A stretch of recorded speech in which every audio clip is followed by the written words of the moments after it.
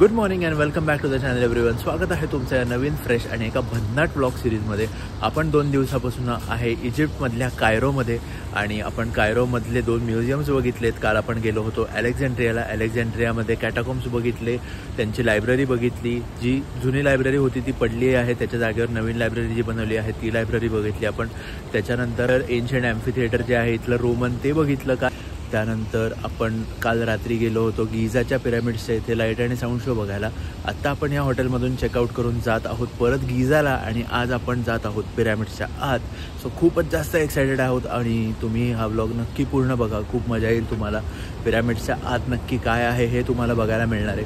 आणि आज संध्याकाळी 7 वाजता आपण इथून कायरोमधून जात आहोत आसवानला. संध्याकाळी 7 वाजता आसवानची फ्लाईट आहे आमची. सो आसवानला जाणार आहोत. सो आज रात्री आणि उद्याचा पूर्ण दिवस असा आसवानमध्ये असणार आहे. सो फायनली आपण गिझाचे पिरॅमिड्स बघायला आलेलो आहोत आणि आता तुम्ही माझ्या मागे बघू शकता तो इथला सर्वात मोठा पिरॅमिड आहे.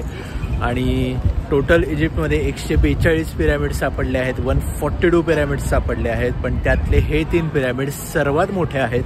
गिझाचे पिरॅमिड्स बघायला तिकीट लागतं जे आहे 540 इजिप्शियन पाऊंड आणि खूप गर्दी असते. तुम्ही सकाळी लवकर यायला ट्राय करा इथे. तुम्ही जेवढे सकाळी लवकर याल तेवढं जास्त तुम्हाला बघता येईल. 2 पिरॅमिड्सला एंट्री आहे, तुम्ही आत जाऊन बघू शकता. या पिरॅमिडला सुद्धा आहे, पण आम्ही दुसऱ्या पिरॅमिडच्या आत जाणार आहोत. दोन्ही पिरॅमिडच्या आतल्या गोष्टी सगळ्या सेम आहेत. आणि तुम्ही बघू शकता की हा केवढा यूज आहे. वाईड अँगल चालू करून सुद्धा हा पिरॅमिड एकत्र अख्खा दिसत नाही आहे. आत्ता इकडून हा एकच पिरॅमिड दिसतोय, पण मागच्या साईडला आपण गेल्यावर तुम्हाला मी 3ही पिरॅमिड्स एकत्र दाखवू शकतो जे सगळ्या चित्रांमध्ये किंवा फोटोमध्ये असतं. सो मला तर आत्ता खूप जास्त भारी वाटतं इकडे येऊन. लाईक 7 वंडर्सपैकी एक आत्ता आपण बघतो आहे आणि मी तिकडे आहे पर्सनली स्वतः आणि खूप जास्त छान वाटतंय. आता सगळे लोक फोटो काढत आहेत, त्यांचे फोटोज वगैरे काढून झाल्यावर आपण मस्तपैकी आत जाऊया पिरॅमिडच्या दुसऱ्यावाला जो आहे ते, आणि आतमध्ये नक्की काय आहे ते बघूया आणि या पिरॅमिडबद्दलच्या गोष्टी जाणून घेऊया. सो बघत राहा हा व्लॉग. सो आत्ता आपण जसं बघू शकतो की आत्ता मी या पिरॅमिडच्या जवळ उभा आहे आणि माझी हाईट आहे 5'10" आणि हा जो एक दगड आहे तो दगड आहे 6 फुटाचा आणि एक सर्वात मोठी जी दगडं आहेत ती आहेत 30 टनची आणि छोटी छोटी जी दगडं आहेत ती आहेत 2.5 टनची. म्हणजे तुम्ही कॅल्क्युलेट करू शकता की या पिरॅमिडचं वजन काय असेल. या पिरॅमिडची हाईट आहे 142 मीटर्स आणि हा पिरॅमिड बनवायला लागलेत 20 वर्ष. असं म्हणायचे की हे पिरॅमिड बनवायला खूप जास्त स्लेव्ज वापरलेत, पण स्लेव्ज नव्हते वापरले. असं म्हणतात की नाईल नदीला उन्हाळ्यात पूर येतो आणि या पिरॅमिडचं जे काम आहे ते फक्त उन्हाळ्यात केलं जायचं आणि उन्हाळ्याच्या वेळेस पूर आल्यामुळे शेतकऱ्यांना शेती नाही करता यायची, म्हणून ते शेतकरी पिरॅमिडचं काम करायला इकडे यायचे राजासाठी. आणि हे पिरॅमिड बनवण्याच्या बदलेत त्यांना फक्त खाण्यापिण्याच्या गोष्टी मिळायच्या, पैसे कधीही मिळाले नव्हते. सो ओव्हरऑल हे असं आहे. आणि तुम्ही आता बघू शकता की ही दगडं जी इकडे आणलेली आहेत ती कशी आणली असतील तेव्हा, कारण पिरॅमिड जेव्हा बनवले होते 4,500 वर्षापूर्वी तेव्हा चाकाचं इन्व्हेन्शन झालं नव्हतं. सो कुठल्याही गाडीवरनं किंवा खेचत हे पिरॅमिड्स आणणं पॉसिबल नव्हतं. असं म्हणतात की जमिनीवर चिखल बनवायचे आणि त्यावर ही दगडं ठेवून सरकवत इथपर्यंत आणायचे. आणि आता एक अजून होतं की हे पिरॅमिडची दगडं वर कशी नेली असतील तर प्रत्येक लेअरला एक रॅम्प बनवायची आणि ती दगडं जी होती ती ढकलत त्यांनी वर नेले असं म्हणतात.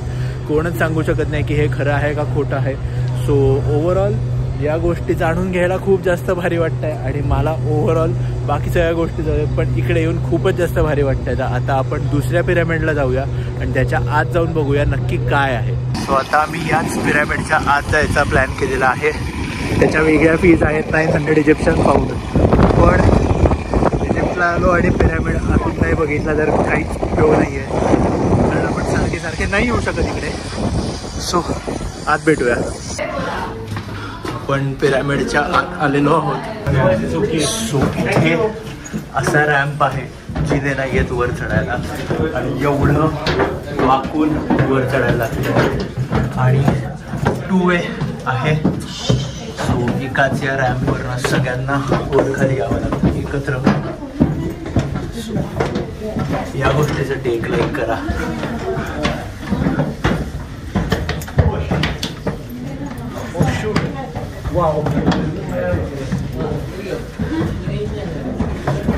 ഒന്ന് നോക്കണ്ട, കുനിഞ്ഞേ താഴോട്ട് നോക്കിട്ടേ മുകളിലോട്ട് നോക്കണ്ട, താഴോട്ട് നോക്കി കയറിയാൽ മതി.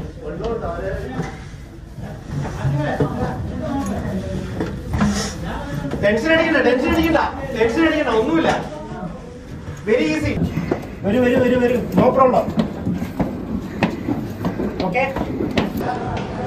सो हा अँगल आहे चढायचा आणि जसं आहे तसं तुम्हाला दाखवतोय. आणि डिफिकल्ट आहे ते चढायला कारण व्हेंटिलेशन 0 आहे आणि फिटनेसची खूप जास्त गरज आहे इथे जर तुम्हाला यायचं असेल तर. कारण ऑक्सिजन लेवल कमी आहे आणि खूप लोक एकत्र आत येतात.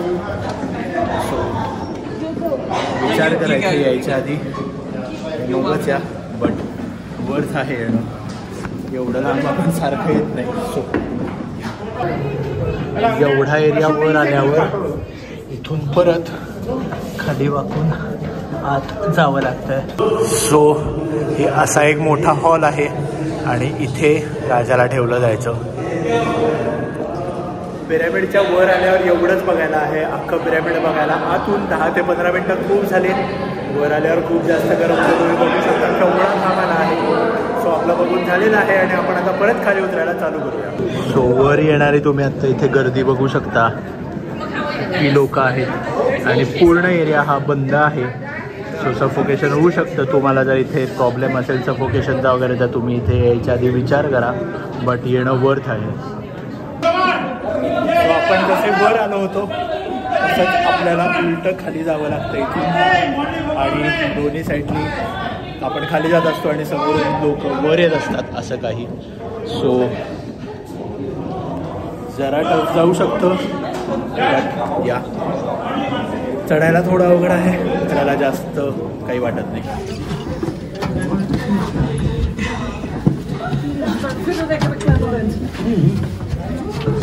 सो फायनली आपलं पिरॅमिड बघून झालेलं आहे आणि आय होप तुम्हाला आवडलं असेल तर या व्हिडिओला लाईक नक्की करा. आणि तुम्ही जर इजिप्तला येत असाल तर पिरॅमिडचं आतलं तिकीट काढून नक्की हे पिरॅमिड आतून बघून घ्या. खूप मजा येईल. You know, for this king, the King Cheops, we found for him 5 ship. One it was here, just only one, but you can see how the size of the boat. This boat or the ship we call the sun boat or the solar boat. Why? Because the king imagined how he will go to afterlife. He believed he will go to afterlife by boat. But the boat, when you go to afterlife, not take the water, take the sun rays.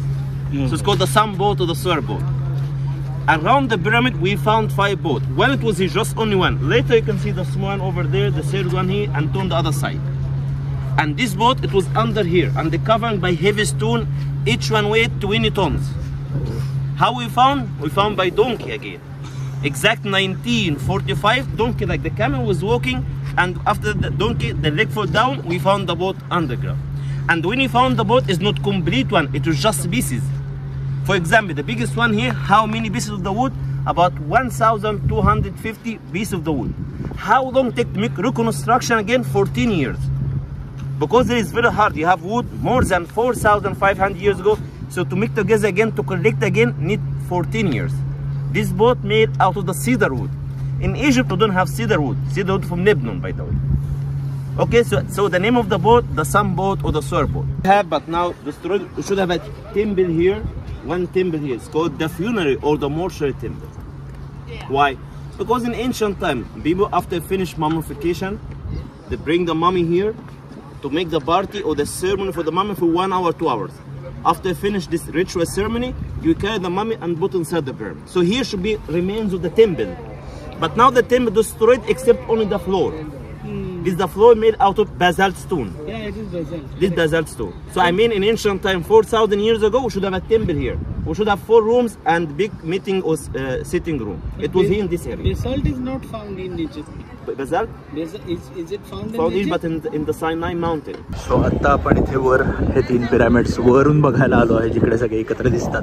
तुम्ही इथे आला की तुम्ही इथे souvenirs पण घेऊ शकता. खूप वेगवेगळ्या प्रकारचे आहेत आणि इथे $1-2 एक असा मिळतो. स्वस्त आहेत. पूर्ण सेट जर घ्यायला गेला तर $10 मिळतो. आम्ही कालच घेतला. सो आम्ही आत्ता नाही घेत आहे. तुम्ही समोर जे हे म्हणजे ओव्हरऑल हे जे बघू शकता ते सहारा डेझर्ट आहे आणि आता आपण तिथे जाऊन 3 पिरॅमिड्स बघूया. सो आत्ता आपण समोर हे 3 पिरॅमिड्स बघू शकतो. आत्ता आपण या पिरॅमिडच्या आत गेलो होतो.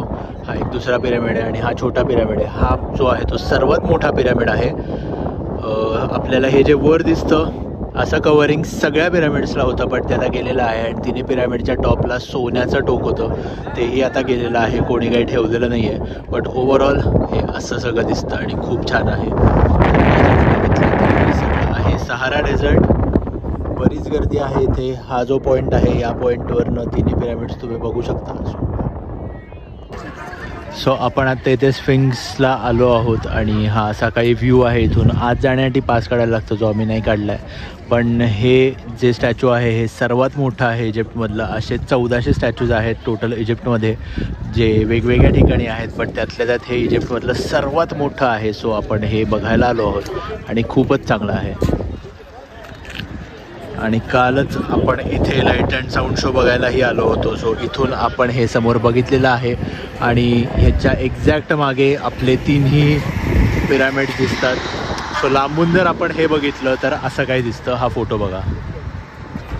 आणि जर तुम्ही याची आत्ता परिस्थिती बघितली तर हे दर 5 ते 6 वर्षांनी रिस्टोअर करतात. याचे पाय अजून नीट आहेत, बट वरचा पार्ट जो आहे तो रिस्टोअर करायला लागतो, कारण क्वालिटी एवढी चांगली राहिलेली नाही आहे याची. सो तुम्ही जर इथे पिरामिड्स बघायला येणार असाल तर या सगळ्या फीज आहेत, ज्याचे तिकीट्स तुम्हाला काढायला लागतील. आणि या सगळ्या गोष्टी बघून घ्या एकदा. टायमिंग्स वगैरे लिहिलेले आहेत. सो आम्ही आत्ता परत हॉटेलला आलेलो आहोत आणि आम्ही चेकआउट सकाळीच केलं होतं. पण या हॉटेलमध्ये त्यांची लगेज रूम आहे. सो लगेज रूममध्ये आम्ही आमचं सामान ठेवलं होतं. आणि जसं की मी पहिल्या दिवशी सांगितलं होतं, हॉटेलच्या समोरच बरोबर एअरपोर्ट आहे. तर आम्ही या एअरपोर्टवरनं आता फ्लाईट पकडणार आहे आणि जाणार आहोत आसवानला. तर आपण भेटूया एअरपोर्टला पोचू. सो आत्ता आम्ही आसवान एअरपोर्टला लँड झालेलो आहोत आणि हा जो ब्लॉग आहे हा इकडेच संपवूया. खूप दमायल झालं आहे. आता हॉटेलवर जाणार आहे, जेवण करणार आहे, झोपणार आहे आणि आपण भेटूया उद्या सकाळी.